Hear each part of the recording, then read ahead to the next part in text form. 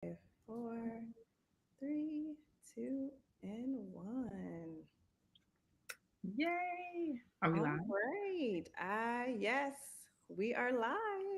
We are live. Yay! Hello, Hello, everyone. everyone. Let's see. Trying to see if there's people in the chat. They put in the chat where they're tuning in from. Okay, let me Let's see. open up the Curly, do you chat. see anything yet? I don't see anything. I'm just trying to Okay. We'll let open it people. up. Yeah.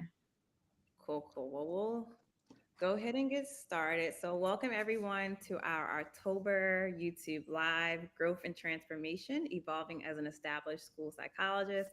I am so excited for tonight. My name is Dr. Tiara Bland. I am a co founder and chief of staff of the Black School Psychologists Network, and I have my lovely co hosts. Carleta Joseph. Hello, everyone. I am also a co-founder of BSPN and as well as the chief financial officer. And I am so excited about tonight as well. We have two lovely school psychologists who are established in their field. And so I'll let them both introduce themselves. Kaliicye, you want to take it away?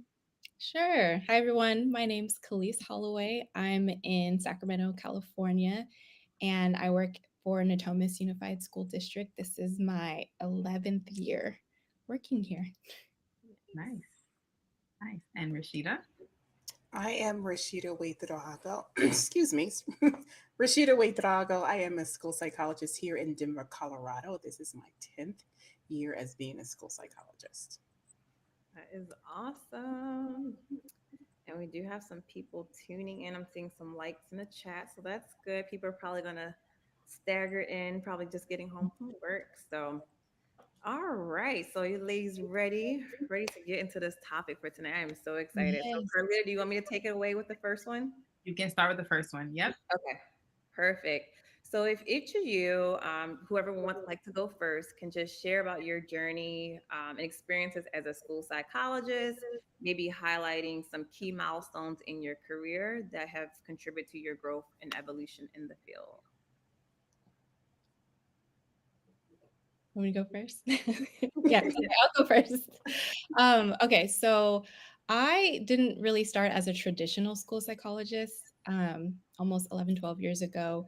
It was right when they were switching over from county mental health providing counseling for students on IEPs to giving that money to school districts and telling them like, here, you figure out how you want to serve these students. And so when I was hired in Natomas, they were like, actually, you're going to be one of our mental health psychologists and you're going to be providing the ERMS, which is educationally related mental health services. So instead of starting at, a school site, one or two, where you're doing all of the assessments and SST meetings and IEPs, I was thrown into the mental health portion of IEP work. So that was exciting and also really daunting because while we do get that training, but it's not like heavily focused on mental health. So I was like, do I even know what I really am doing? Is like imposter syndrome like on 10 because I was like, okay, I didn't go to school to be like a mental health counselor. But with that being said, like those first 3 years of doing that, I had such a great experience and I learned so much because I was working with the population that was like tier 3, tier 4, where I was working with cases where it's like you might get one or two of those every couple of years. That was my entire caseload, like kids who are in residential care, suicidal ideation and harm and hospitalizations and a lot of crisis response. So, and I also had 6 schools that I was supporting, and I was working at the district office. So I was like doing all of these things that you don't really do as a first year um, school psychologist. And I felt like I was like thrown in there, but it helped. It really um, stretched me, and I grew a lot from that experience, that being my first experience. And I had a lot of support as well. We were able to do a lot of trainings, a lot of professional developments, and participate in that. So I felt like I was figuring it out. And within those 3 years, it also helped me realize that I really did have a passion of working with like teen girls, kind of just dealing with like everyday life stuff that contributes to like low self-esteem and anxiety. And that helped me realize like, oh, I have a passion for this at this capacity. So that was like the first 3 years. And then our district decided to switch the model of how they serve students. So instead of it being traditional where, school psych might have 1 to 2, maybe 3 school sites, they were like, okay, we're going to make it so every school site has their own psychologist. So it's a 1-to-1 ratio. Well, now has 2 because it's just a really big school. So then I found myself going back to like the traditional school psych position where I had my own site. And now I'm like, okay, now I have to do these IEPs and behavior things and like all the stuff that I learned how to do. But I'm like, I felt like I was starting over again. I was like, dang it. I was like getting the hang of it on this side. And now I'm like doing this again or like starting over. So anyway, so that was a little bit challenging. And I really think, over the years, I've really leaned on my colleagues, like other psychologists within the district, and I've established really solid relationships within, our district, but also they turned into friendships too. But we really supported each other, and I really relied on also building relationships with people, in the district office too, because I had that beginning, and so it was just really helpful to know people and have the relationships and being able to ask for help. Like that has just been integral, like all 10 years that I've been here, and being able to have those positive relationships. Because now when I meet new people coming in, they kind of already know who I am. And I'm just happy that my reputation already speaks for me. So that's been really good. So yeah, that's kind of like in a nutshell how my journey has been. I've heavily like mental health background. Now I'm doing traditional, and I've been here for like 6 or 7 years. So now it's not even a new thing, but I still lean heavily in providing like mental health support. That's what I enjoy doing the most so far. So Nice. Wow. For me, I would say I'm not a traditional in the sense that it was like a second, third career for me. I wasn't like the coming out of high school, going into college, and then deciding to be a school psych. I had never heard of school psychology, to be honest with you. I didn't know what it was. I majored in psychology and I wanted some form of psychology. And I always worked with children, but I didn't know how to mesh the two. And the closest I can think of is a child psychologist. So I was like, okay, I'll do that because I get to work with kids, and I can do psychology. And after I finished my undergraduate, I was kind of scrolling to see like what programs here in Colorado, like you go to the school that it has the program you're looking for, right? And so while I'm looking for psychology, I see this thing, school psychology. I'm like, what in the world is a school psychologist? Like I'm Googling this, right? And then they're like, you work with kids in school, and your typical day is not a typical day, and it's all this thing. And I'm a type of person, I get bored easily. So when I get bored, I get another degree. That seems to be like the way of Black women. We don't have enough things to do. Let me go get another degree. I'm bored. Right. So I have like 2 bachelor's degrees. I have a master's degree in educational psychology. I have a master's degree in global human resources. I have an educational specialist degree in school psychology, and I'm currently working on my PhD. So I went around it a kind of a way of I fell into school psychology.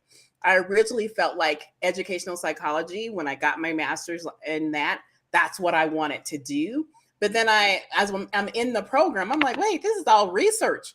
I was part of a research study. I know how to put one together. I know how to interpret the data. And the only time I worked with the kids was when we were actually collecting the data. And afterwards, it's like, oh, now we go back and now we're going to analyze. I was like, wait a minute, where the kids go? Like, I don't want to be sitting here all these numbers. I want to work with the kids. And they're like, oh, you want to be a school psychologist? And I'm like, okay, well, I guess that's what I want to be. So then I applied to the program. So it was just such a roundabout, convoluted way of doing it. Like I was married, I had young kids. I had like a newborn with a 2-year-old, and I'm like telling my husband, I'm changing my career. He's like, okay. So I went back to school and literally was in school Friday evening, all day Saturday, all day Sunday, and working full time. Like that was the thing in order for me to get this school psychology degree. And so when I went for my practicum, was my first really taste of what it's like.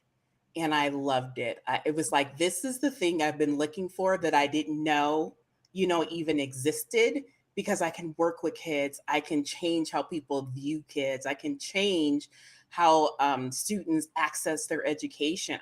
I felt very empowered by becoming this school psychologist. And so to me, that's my journey, and that shift in my mind happened, in my mid 30s. And to me, I think that changes because I had some life experiences. Like, some people that come right out and they've always worked in the school, and their mindset is completely different than someone who hadn't worked in the school setting. Mhm. Right? I was like, sold insurance. I did automobile claims. I mean, I was doing all kinds of stuff. So when people say things, I'm like, you've never worked outside of school. So that's not how the rest of the world works. We gotta go to our jobs. We can't just get off when we want to. What's wrong with you? We at work. I keep telling them we at work. You telling people to take off to come to us. So we gotta work around that. So to me, that's a way to bring the reality that sometimes people who've always worked in school don't seem to understand the reality of everyone else who doesn't have the luxury. And I would say luxury in that regards, to be able to work with students and see them grow year after year. So that's my non-traditional way of becoming a school psych. Yeah, no, I totally understand that, Rasheeda. This is my second career as well. I tell people that all the time, and they're like, "Really? Oh, okay." Even though, like, my siblings, they had IEPs. I was at IEP meetings and still did not know what a school psychologist was. Like with my mom, like Yeah. not knowing, because they teacher, but they don't really explain the role. I didn't know who these people were, but I fell into it like you did, and here we are today, right? Yes. Yes. You feel me. You feel me. Here we are today. So we know that working as a school psychologist or working in a school, collaboration is a key aspect of our role, right? Can you all discuss some successful collaboration experiences with other professionals, educators, or parents within your roles? I'll go Yeah. first this time. We can go back and forth. Okay. Collaboration is key. I mean, I tell you, if you have a good people that you're working with, the day you look up, it is gone. You don't know what happened. You just know you parked your car. Next, you're getting back in it. You're like, oh my God. I mean, it literally changes everything. And when you're working with the speech language pathologist, it's amazing how their stuff lines up with what you're doing. When you're working with a special education person, your things line up. So when you're really doing it and everyone's competent at their job, the collaboration is actually easy. The data confirms itself. If I'm doing a cognitive and doing social emotional and it's splitting all over the place, and the speech language person comes and says, my stuff was splitting all over the place, then it's like, oh, okay, well, let's see, where are the splits? Why is it over the place? What is going on with this student? And then they come with the academics, and academics is all over the place. You're like, okay, they're just an all over the place type of student. So it confirms what's happening, what's going on. So I can respect what's happening with that speech language person. I can respect the person who's doing the academics, and they respect me as the school psychologist of what I'm able to bring to that table. And so it makes a collaboration work. I mean, by the end, you guys are almost finishing each other's sentences, and it should mirror each other. No one should be this outlier where everybody's saying, this person is this, and you the only one on the island by themselves. You don't have to rethink what's happening, what's going on. No one, when you're looking at the data, truly should be in an island by themselves.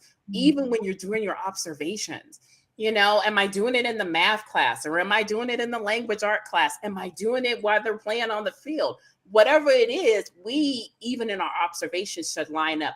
Are you seeing what I'm seeing? Did you notice this? Did you notice that? And I love not even doing it at the same time, because I like bringing my data, and I don't want your data to corrupt what I'm seeing. Like, I'm professional. I know what I'm seeing. This is what I've noticed. What did you notice? And then we can bring all that data together to really paint a full picture, what we want to call the whole child, and be able to bring that in. And so then when you talk with parents, I always ask them, look, my data says this. Does that drive with what you're seeing at home? Because sometimes it does drive. Other times they're like, that is not my child. I don't know who you're talking about. And so then I'm like, okay, so what does it look like in your home? What demands are you putting on your child? If you don't put any demands on your child, and that child comes to school and we put demands on there, it looks different. But if you have a parent who's putting demands on their child and they start wigging out, and we're at school putting demands and they're wigging out, it's still the same child. So it matches up. So then I asked them, I said, you're right. Because you may or may not be doing X, Y, and Z, this is why X, Y, and Z. And I love the fact that parents are like, you see my child, And I'm just like, of course we do. This is where professionals, we're supposed to see your child. And then it makes the IEP, it makes an individualized educational plan exactly that. And we're able to come together. The goals are there. You understand the root cause. This is how we're going to get from A to B. And now we're collaborating, and parents trust you. You trust what the parents are saying. And then you're able to move the student along. And when you have your meeting the next year, my God, we celebrate the successes of, we started off, it was rough, right? We do our progress monitoring. So we're constantly in contact. That every 6 weeks, we're checking and making sure what's happening, what's going on. We're checking out. Are you noticing this? Are you noticing that? They've changed this. Their friend groups has changed. Blah, blah, blah. Yeah. We're supposed to see change. So that next year, no one's surprised sitting at that table. We're just confirming what we knew and celebrating the wins. So to me, that's what collaboration looks like. Yes, I second. I'm like, amen. Like all of that. I was definitely going to have a shout out for my speech therapist because I collaborate a lot with them. We have 2 of them at our school site because we have a lot of students. And I probably go there at least once a day. We do a lot of autism assessments, and we work together really closely. Like we've had some of those cases where it starts off like they show up to school and we're like, oh my gosh, what's going on?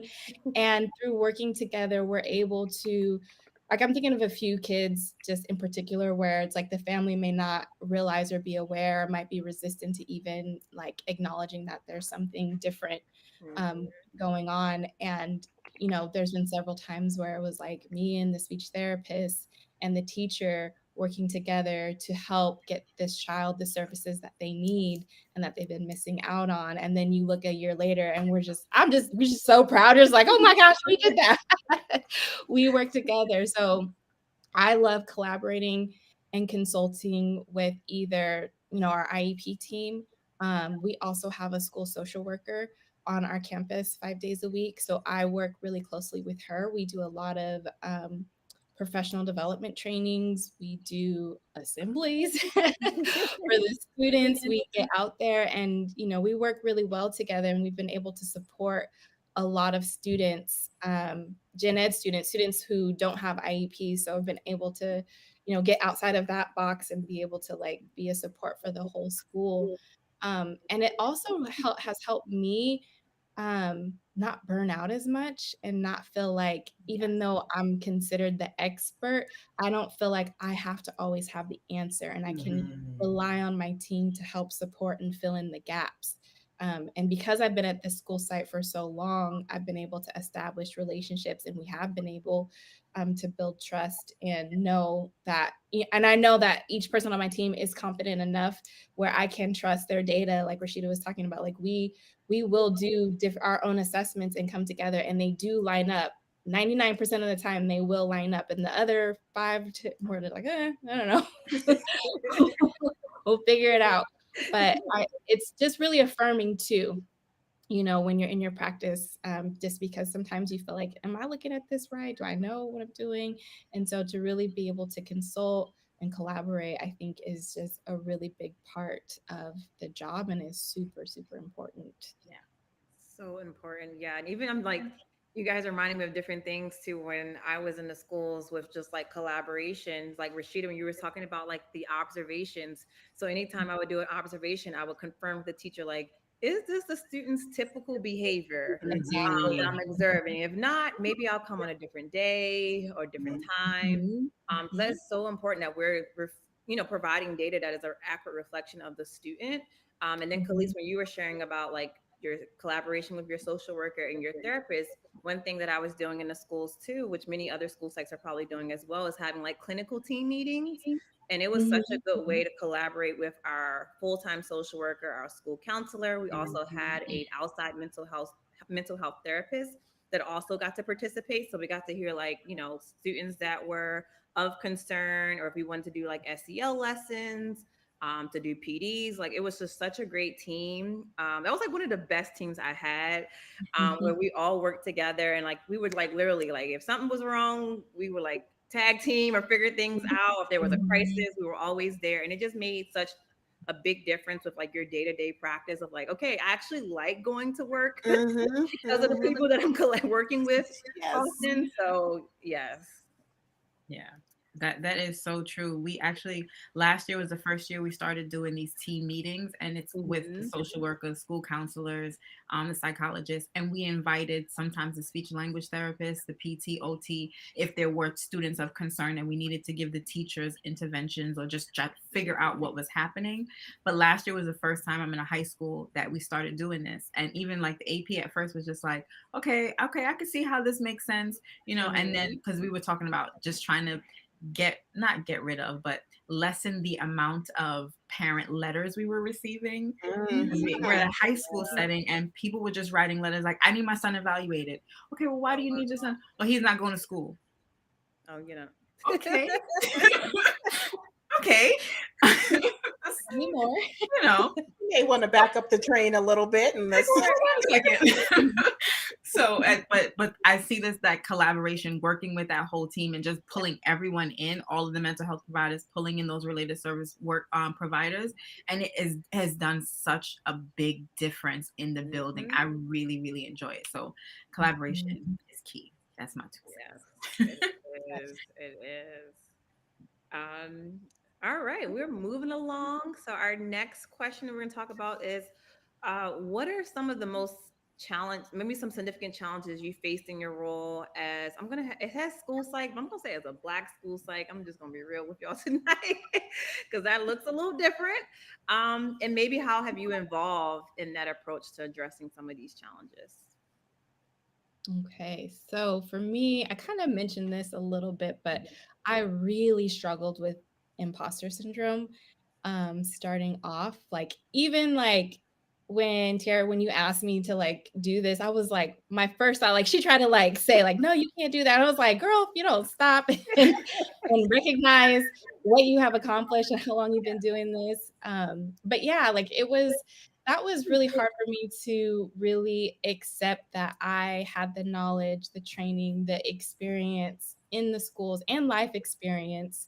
Because my brother, he's on the spectrum and he had an IEP. And so I didn't even realize that. And then I worked with kids with autism even before, while I was trying to figure out if I wanted to, like what I wanted to do with psychology. And I fell into school psychology. I feel like everyone just kind of falls into it We all unless did. you know somebody.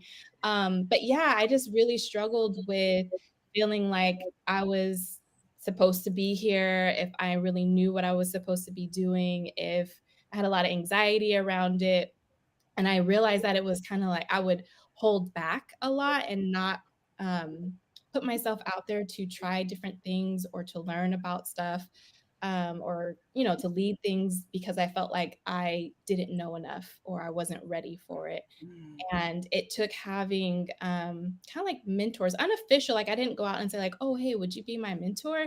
But I just happened to connect, and there just happened to be other Black women in, I guess, like higher levels, like at the district level, who I was able to develop a relationship. They took a liking to me, and I kind of just like fell under their wing. And I think through those relationships, I was able to really be able to I don't know, just develop that confidence that I needed. And then the other part too is learning to be a little bit vulnerable and sharing that these are the feelings that I'm feeling, because I feel like we're not alone in feeling those things, but it's not something that we necessarily talk about until like years later. I'm like, oh yeah, I felt like I couldn't do this.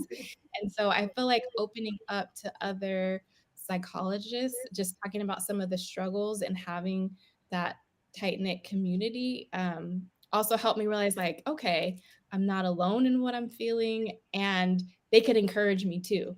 Like no one would know that I was feeling that way if I didn't say anything. And then, you're not gonna, sometimes you just need to hear the words like, you're enough, you can do this, you got this, like, you go ahead, you got it.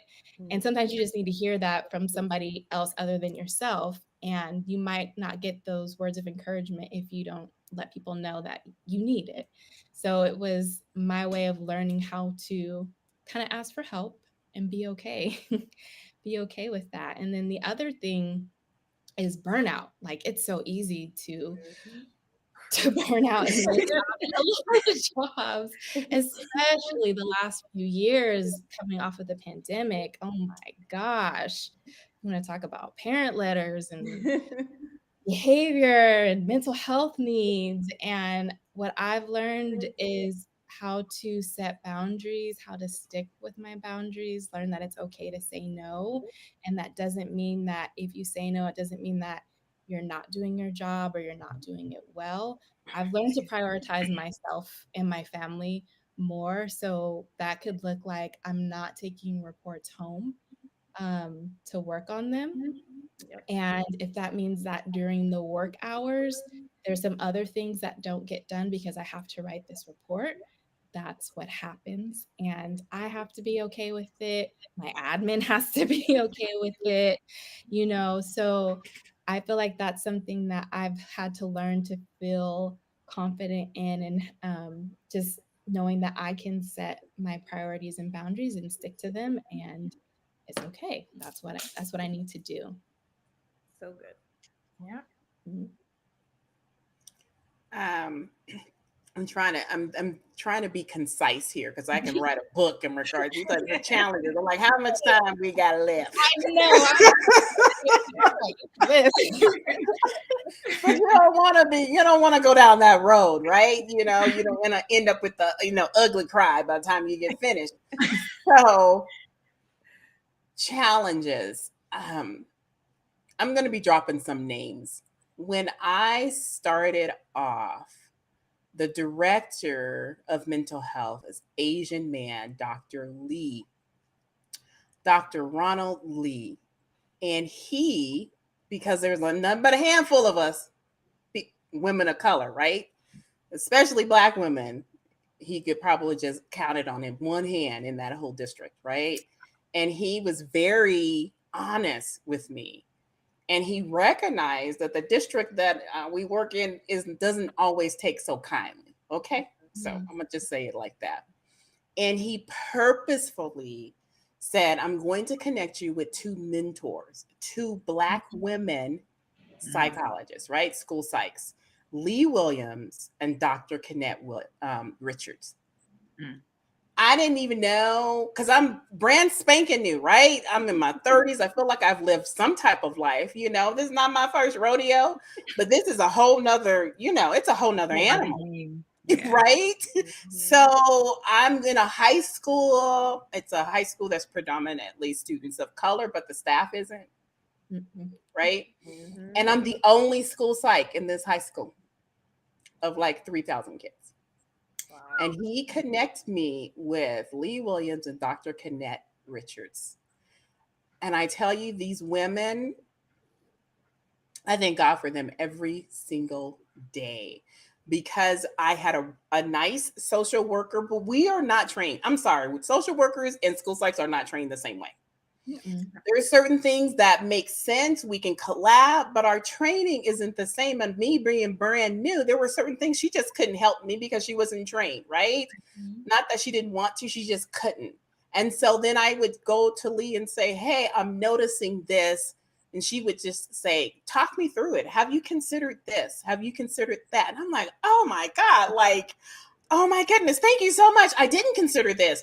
And you know how you get to the extent of your knowledge, but you don't have all of it, I can call her, and without judgment, she can say, I did this for this student, I did this, but this is still my result. What am I missing? And so she was able to walk me through it.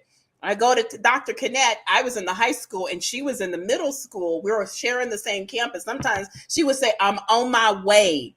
That's what she would say. I am on my way. I was like, it's done.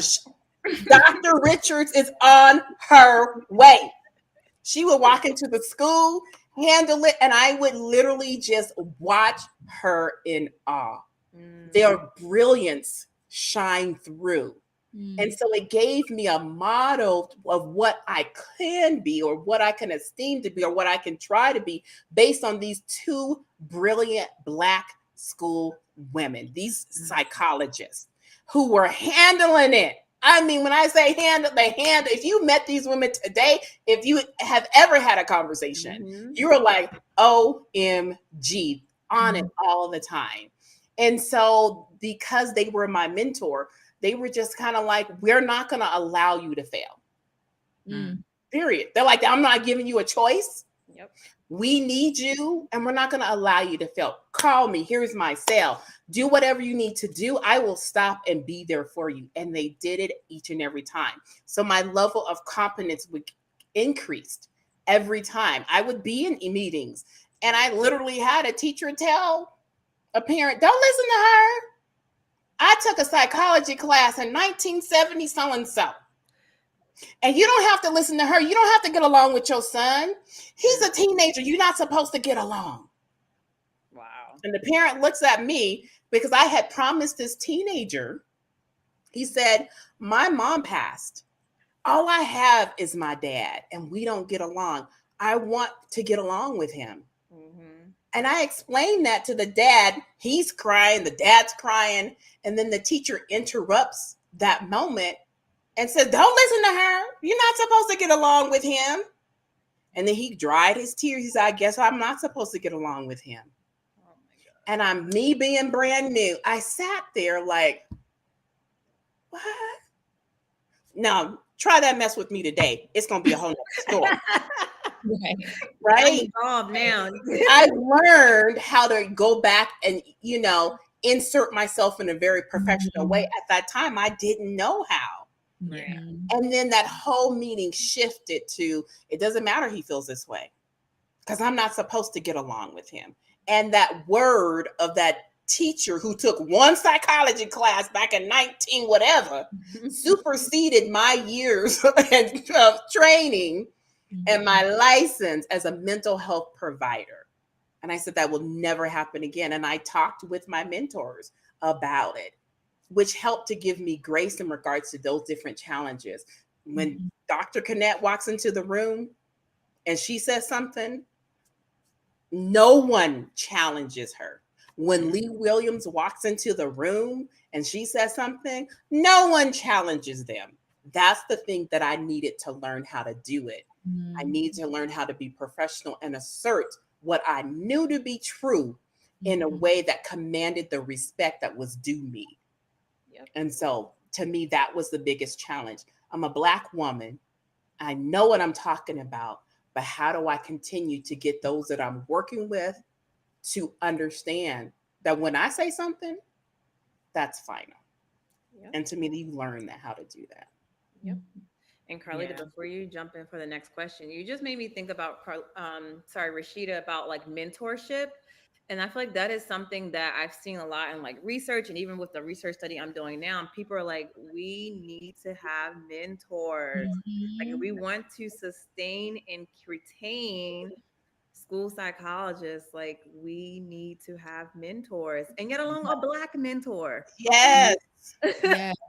And I know that is not something that could be possible in every district, just with where people may be located regionally. But like if there are a few, there you go. There's a mentor. Yes. It makes a huge difference. Yes. Makes a huge difference. It does. It does. And Tiara, you know, I talk about it all the time. I'm like, mentors, Yes. and you need to be, some people need to be trained to be Yep. mentors to Black school psychologists, because we don't want anyone else causing harm. And they may unknowingly be doing that, even as another Black professional. But I always, you know me, I'm always like, everybody needs a mentor. I don't care what area you're in, what area, what stage of life, what career path, I don't care what it is. Everyone needs a mentor. I'm all about it. So I agree with that 110%. Yes, I agree. 100. I'm telling you, I love it. Mentors, always. That's me. So the field of school psychology is constantly evolving. Oh my gosh. We had a discussion about this at work today too. But for you guys, what recent developments or trends in school psych do you guys find most exciting or relevant? And how do you see the role of school psychologists evolving in the upcoming years? Is it my turn to go first? Yeah, Okay. I think so. I think it's So again, I get bored easily. So the fact that this this profession changes every time I start getting bored, like, well, maybe then something new pop up. I'm like, oh, let me go and learn this. I love the fact that it's ever evolving, because it should, because people evolve. We're not stagnant beings. So because we're doing mental health, we're doing things that connect access to education, then the profession should be evolving. And one of the things that I'm kind of focusing on right now is learning Black SEL. Like, I didn't get that. I got a little chapter talking about be culturally responsive. Okay, next. Wait a minute. Yeah. That's all they didn't talk about Black SEL and what it looks like for us. What does it look like when we're depressed? What does it look like when we have anxiety? What does it look like when we're having some social emotional issues that are happening in our lives? Because it doesn't look the same. And it's one of the things through my mentors and learning, I'm like, how did you know? And they're all like, oh no, I went to this training. And I kept depending on the training of my district. I know. Don't laugh at me. No, I didn't know. I was depending on the training of my district, because I can go and you do your little hours. It helps you to go and then get relicensed. I was depending on them to help me to stay current. Then I would go to the conferences, but even the conferences, we're not talking about no Black SEL.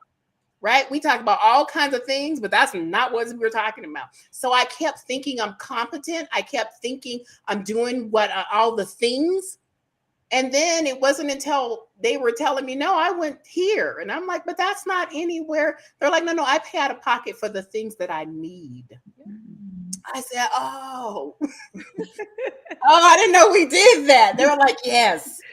And so when they came to me as a mentor, I kept saying these women are so knowledgeable, but they weren't getting the knowledge from the district training. They're getting the knowledge from the different areas in which they felt like I'm not aware. So I'm going to go and pay to be able to get this certification, this, that, and the other, and bring that knowledge back. So when they do walk into the room, it does shift, because everyone's like, oh, how did they know? They're like, I don't went here, and I have all these certificates behind my name. I'm doing so and so and so and so and so and so. So it makes you that much more confident. And I said, okay. So now for me, Black SEL. So one, I didn't know it existed. I know I'm a Black woman all my life, but I knew that there was something different, Right. but I couldn't put my finger on it until I ran across Black SEL and they started describing. I said, oh, well, this is a different way of looking at social emotional learning. This is a way of looking at social emotional, one, identifying, and then two, the interventions aren't the same. I said, well, who knew? And they're like, we knew. That's the thing about it, right? That's what makes it new.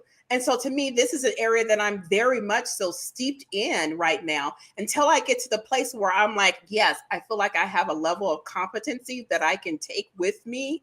Then I'm going to move and I'm going to look for Latinx SEL, because those are other students that I'm working with. But I'm starting with my people first. And then I'm going to move from there, because their SEL is not the same. But what I've noticed is that I have been trained. White middle class, I can do that all day, every day in my sleep. I know white middle class. Everything about my program and training is white middle class. I can identify it. I don't even have to. They start describing the kid. I'm like, it's so and so, so, so. You're supposed to do so and so, so and so. I keep it moving. They looking at me like, what? I'm very much so trained in white middle class.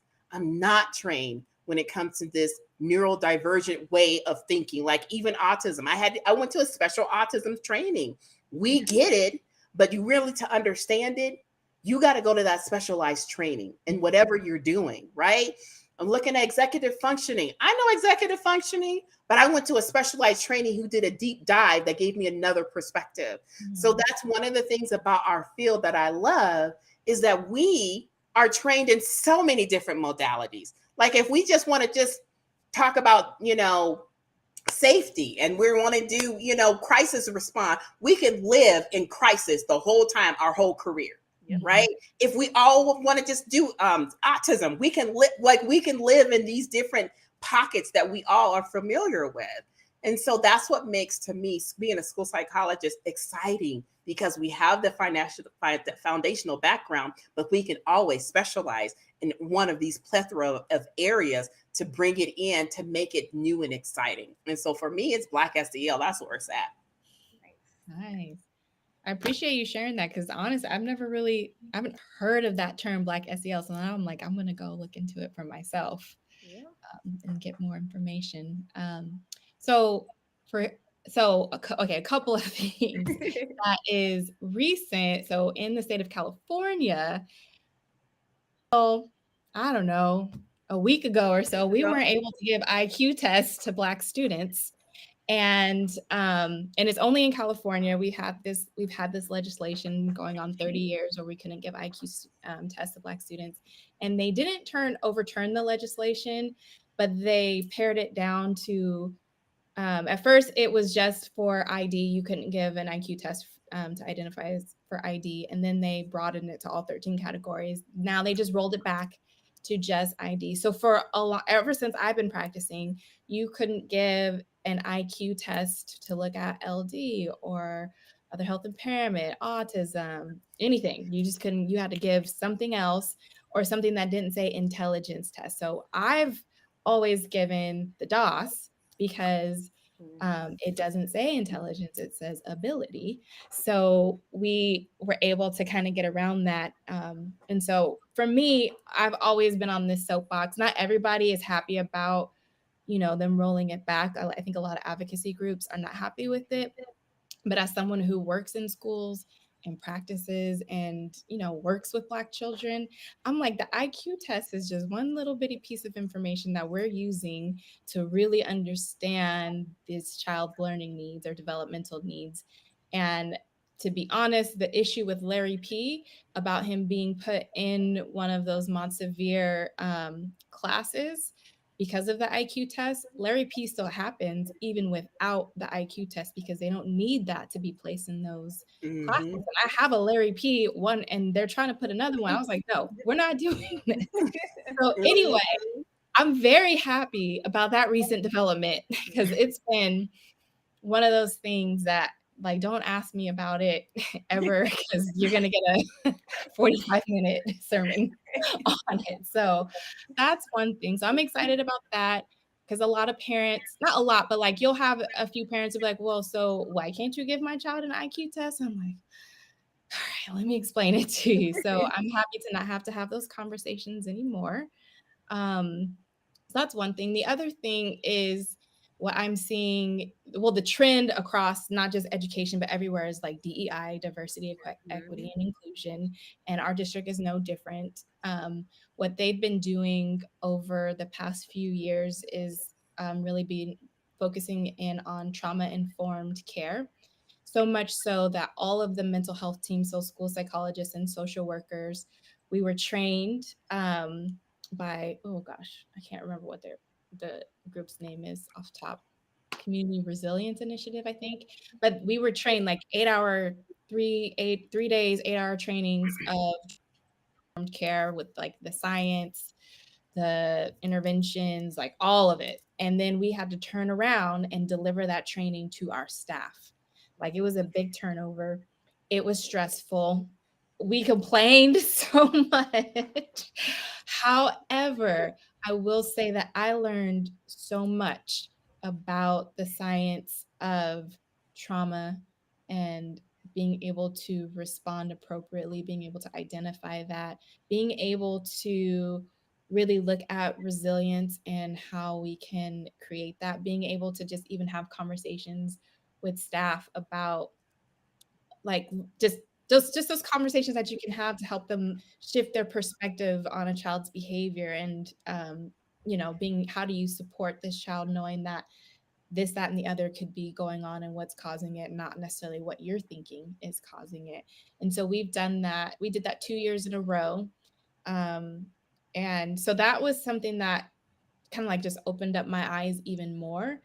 And I appreciate the process because I learned and my practice grew. I would not want to have to do it again because, oh God, it was so stressful to have to be trained. And it was like, it was a lot of science. So anyway, that's something that I like. And I think pairing Black SEL, like I want to look more into that. I think pairing that with the trauma-informed care could be really beneficial. And then to add to that, the last 2 years, they've been focusing on culturally responsive teaching.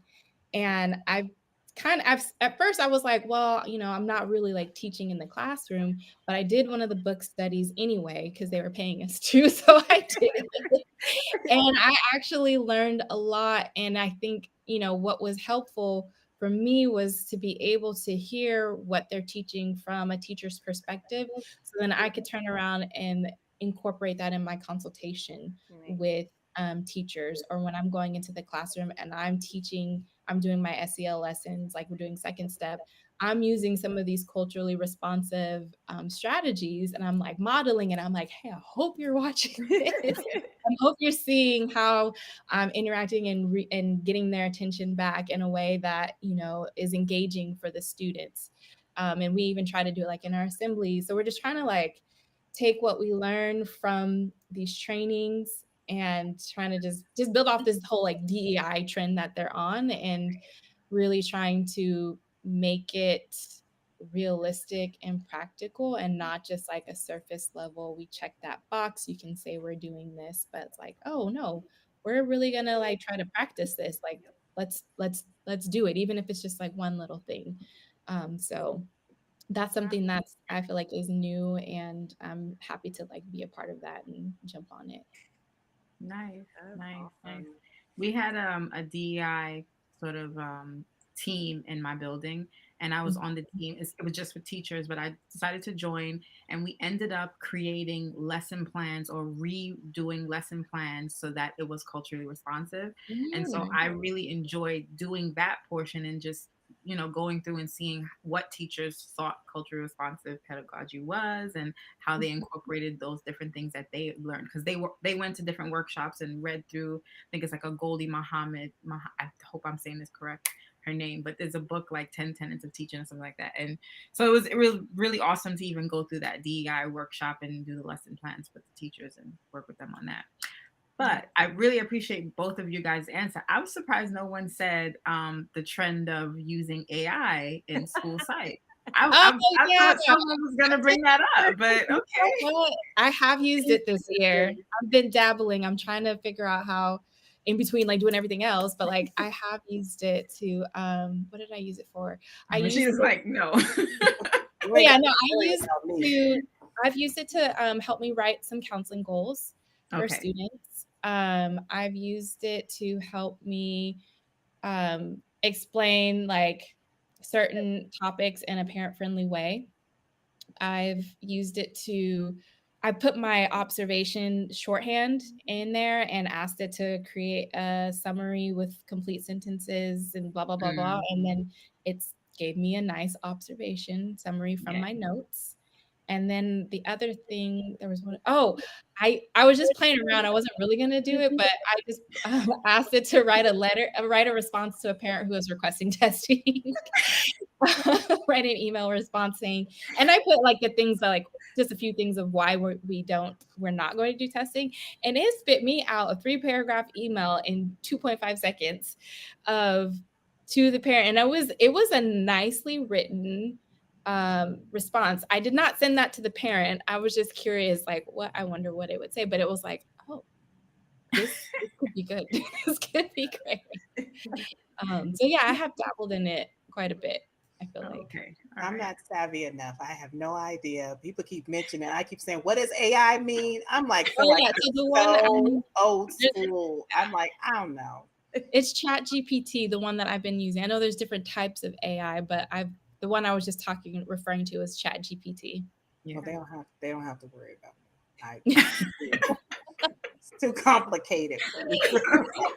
I'm glad, Carleta, I'm glad you brought that up because I honestly didn't think about it. But yeah, I have Yeah, been. we have like I'm in a group and chat group and people are starting to use it and it's like the best thing ever because it helps to sort of get you through your caseload and things like that. Not caseload, but reports and things faster. But It does. It does. yeah. We do have a question in the chat. Okay. What has been the proudest moment in your career as a school psychologist? Proudest moment. Okay, off top of my head, I've been at my school site going on 7 years, 8 years. I've lost count. But like the proudest moments are when I'm able to see the children I've worked with from kindergarten through 8th grade and to see that growth. I haven't had someone start from kinder to 8th grade just yet, but I have had students where I started working with them in like 3rd grade and then they promoted to 8th grade and then they come back to see you. So I had a student where he had a rough time. Like he was one of those students who was like throwing chairs and had a lot of externalizing behaviors and internalizing stuff, provided counseling and behavior support over the years. And he graduated. He's since graduated high school now, but he would come back every year because his mom is a teacher here. And he would come back and he would come looking for me and come say hi and just wanted to like let me know how things are going. So those moments are proud to be able to see the small steps and you be able to look over time and see like the big picture. We don't always have that privilege to be able to see that. It's usually just a moment in time that we're working with the families. And so you got to take like those little teeny tiny wins. And I've been able to see kind of some of the big wins. So That's nice. For me, I've had so many. Sometimes you just want to write it down and just sit and reflect. And it just, it ends up creating like a tidal wave of gratefulness, right? So that when you're going into your school, it looks different. I love the moments where I'm able to say something that shifts someone's view of a student, right? The student is, oh, they're just bad. They're just, and then you present them with some data and they go, and then they become their biggest advocate, right? And I don't have to be the one to do that. Now I was able to educate them in a way. Now that person became their biggest advocate, right? I love talking with parents, and I've had parents, I mean, they just break down, and I shouldn't be happy when they break down, but it's usually they don't understand some things that are going on with their child. They're just, and I'm like, well, actually, they're not being willful. This is what's happening with I said, this is how their brain is literally wired. And they're like, right? And then all of a sudden the kid comes back and they're happier because they're not living on punishment every 2 seconds because their parent believes they're just wanting to do wrong. When in fact, they're just skill deficit. And this is what you can do to help your child. And then it's kind of like that moment in which even I had a student, oh my goodness, ASD, autism kid. He lived in my office. When I say lived in my office, he had a one-on-one. The one-on-one came in about 3-4 times a day. We did scenarios. We did videos. We were modeling. We did all kinds of stuff with this. I said, Lord, he was like, they after me. We went from they after me. He used to carry a sharp pencil and he'd poke people because he believed they were coming after him. All this kind of stuff. We went from every single day to when he was graduating, to see him graduate, and his father came in, and the apple doesn't fall far, and I'll just leave it like that. And he wanted me to do something, And I said, sir, like, I can't do that. And so then he was like, you're going to do. And he said, oh, that's not how we do that, Dad. We do this. And I'm thinking, and he corrected his own father's behavior and apologized to me. And he said, come on, Dad, I'll explain it. I wanted to scream because that's why we do what we do. Be changing lives for the better. We're changing lives of students, lives of teachers, lives of parents for the better based on our knowledge. And I love it. Those are the proudest moments every single time because someone is looked at in a positive light and then they're empowered to do things that are positive. That's so good. That's so good. Carleta, I'm gonna ask you too. What has been your proudest moment? That's how we're gonna wrap up. I don't know. Thinking about it. You know what? Okay, one thing. So we had a student who she came from Texas. She came to New York. She struggled. This girl, she had a lot of trauma history, a lot of struggling. And she wouldn't come to school. She was afraid to come to school. She wouldn't take the bus. Like it was all of these different things. We ended up getting her some treatment at a day treatment center or whatever. And we would call, like myself and the social worker would call the day treatment center just to speak to her because she was in her room. She wouldn't get up. She wouldn't take her meds. And we would call every day. Like every day we would just call to check on her. Hey, how are you doing? Every day, every day, every day.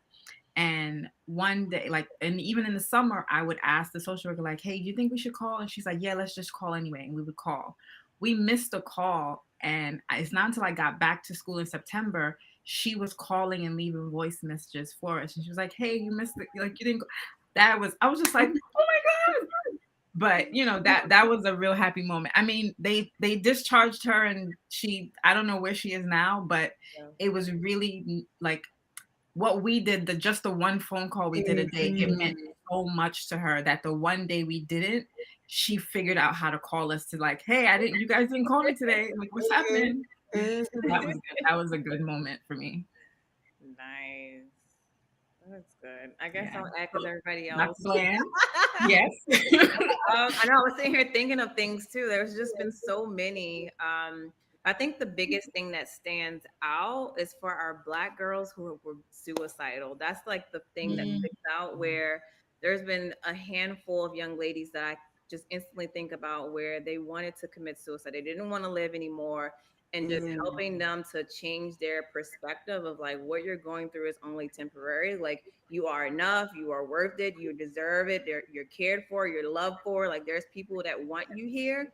And getting them to shift that thinking and getting them connected to mental health services if they need it, or to just come stop by to my office, and that way we can check in. And then they will like hate me in that moment when I had to call their parents to tell them that we did a suicide risk assessment. But then like the next day, a week later, every week, they're knocking on my door. Hi, Dr. Bland, just stopping by to say hi. And like, I'm like, look at that. Just those connections with students, especially with my girls, like I said, Black girls that didn't want to live no more. And I'm like, no, babe, we're not doing that. We're not doing that. But those, I feel like some of the problems.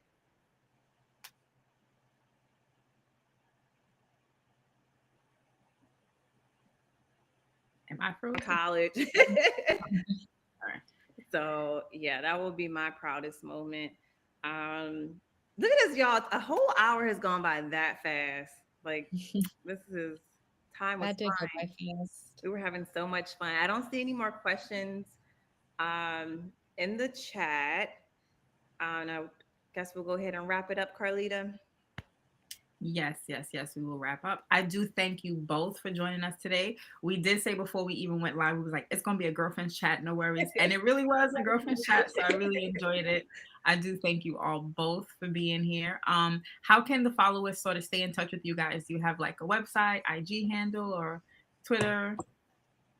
So I'm old school. So y'all that old, I don't even know what a handle is, other than on a door. I'm just not that person. So I created, what is this? A Google form. You know how long it took me to create a Google form? I'm proud of my Google form that I create, and I'm hoping that it works. So I put it in the chat, a Okay. Google form. So if someone wants to get a hold of me, they can do that. And cross your fingers, me and technology. That's all Okay. I'm saying. I see. I'm gonna put it in the YouTube. I got you. Thank you. Okay. And then for me, I'm on Instagram. It's just my first name, Kaliicye, Kaliicye. And yeah, you can just DM me. I'm on Facebook too, but I don't really check Facebook that much. So Oh yeah, I do. I have a Facebook. There we Do you check it, Rasheeda? It sounds like you don't check it. You're asking a lot right now, but I know I have one of those. I do check the messenger more on Facebook than I check my actual Facebook. I will say that because Okay. I use Messenger a lot. So I don't check Facebook either. Like I have it, but I don't check it. So if you went on it and tried to reach me, I'm not ignoring you. I just don't check it. Like, sorry, it's not anything. Same. But we do have a few announcements before we log off, right? So Summit is going to be April 25th and 26th at the Atlanta Convention Center. Yay! So make sure you guys, stay posted for registration. But if you would like to present any research there, submission closes October 31st. So make sure to get your stuff together and put it in. And we want to see you. Yes, and I guess just some more little bit announcements. Our next YouTube live will be on November 17th. So make sure to mark your calendars for that. And just make sure you're subscribed to our website at bspninc.com or following us on social media at the Black SPS because we have a lot of announcements dropping next month and you do not want to miss this announcement related to the summit. So I'm super excited. I'm not going to spill the beans, but just make sure Not you're yet, not subscribed yet. and following, right? So yes, Not well, yet. thank you, Kaliicye and Rasheeda. This has been so much fun. I appreciate each of you. Continue to thrive in your careers as school psychologists. You guys are doing amazing things and look forward to continue connecting with you all. And to our audience, thank you for tuning in to our YouTube live tonight. You guys all take care. Yeah. Thank you, everyone. thank Good night. you.